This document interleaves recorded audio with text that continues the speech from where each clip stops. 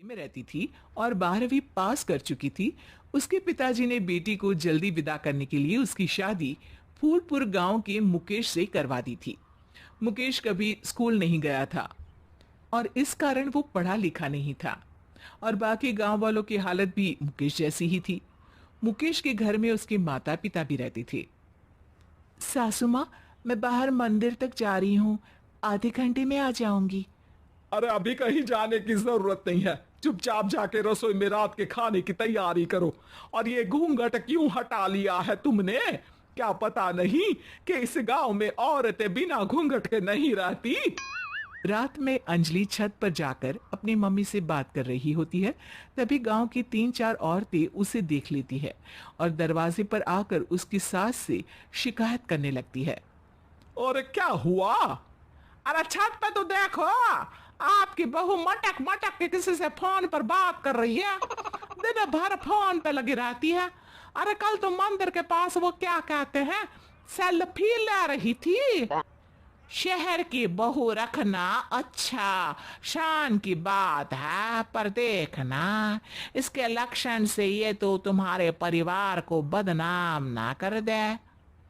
ये पहली बार नहीं था जब सास से गांव के लोगों ने अंजलि की बुराई या शिकायत नहीं की हो।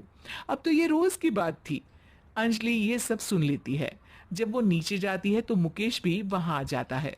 सास कहती है, बेटा, लोग घर आकर शिकायत करने लगे हैं बहू के कामों की, देख लो। पति हो, संयम से रखो इसे।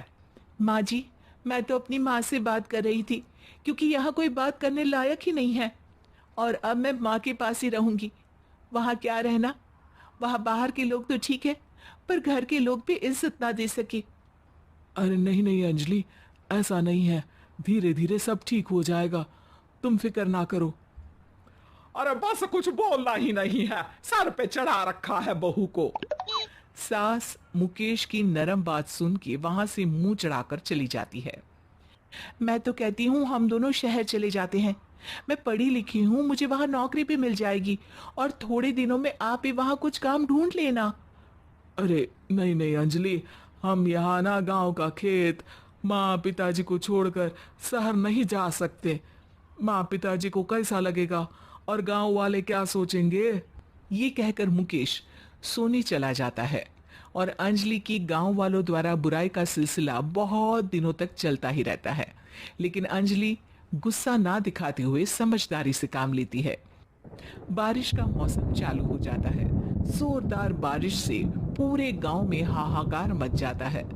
दुर्गा नदी में बाढ़ आ जाती है और बाढ़ का पानी पूरे गांव की फसल तबाह कर देता है।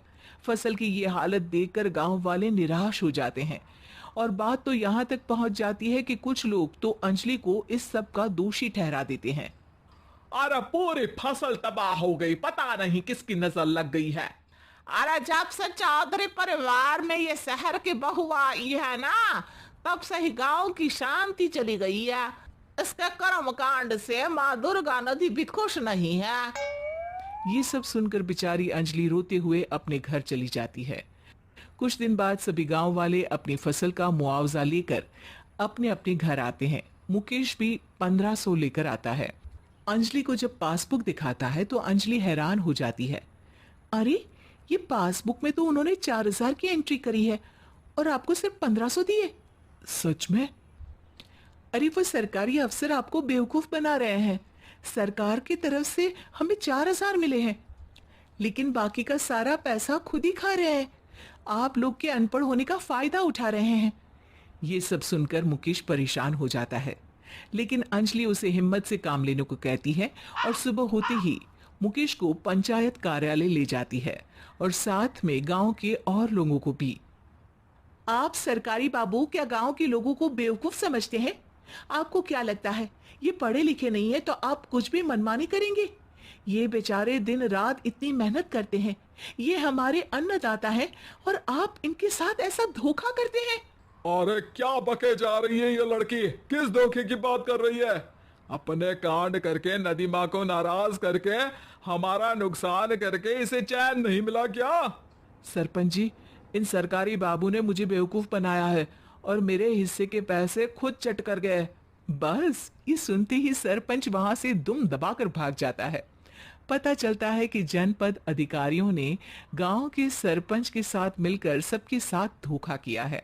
सब लोगों का विरोध शुरू हो जाता है और आखिर में अधिकारी सब गांव वालों के हिस्सों के बचे हुए पैसे उन्हें लौटा देते हैं और कई दिन तक सरपंच गांव में लौटता ही नहीं। अंजलि, तुम नहीं होती तो हम गांव वालों को तो पता ही नहीं चलता कि ये हमें हर बार बेवकूफ बनाते हैं। हाँ हाँ अंजलि बेटी, हमें माफ कर दो। हम सब तुम्हें बुरा भला कहते रहे, लेकिन तुमने ही आज हमें बेवकूफ बनाने से बचाया है। हमें तुम पर गर्व है बेटी। अब समझ आया कि सरपंच तुमसे नहीं, तुम्हारे पढ़े लिखे होने से नफरत करता था। वीडियो पसंद आए तो लाइक करें और चैनल को जरूर से सब्सक्राइब करें। मिलते हैं नेक्स्ट वीडियो में।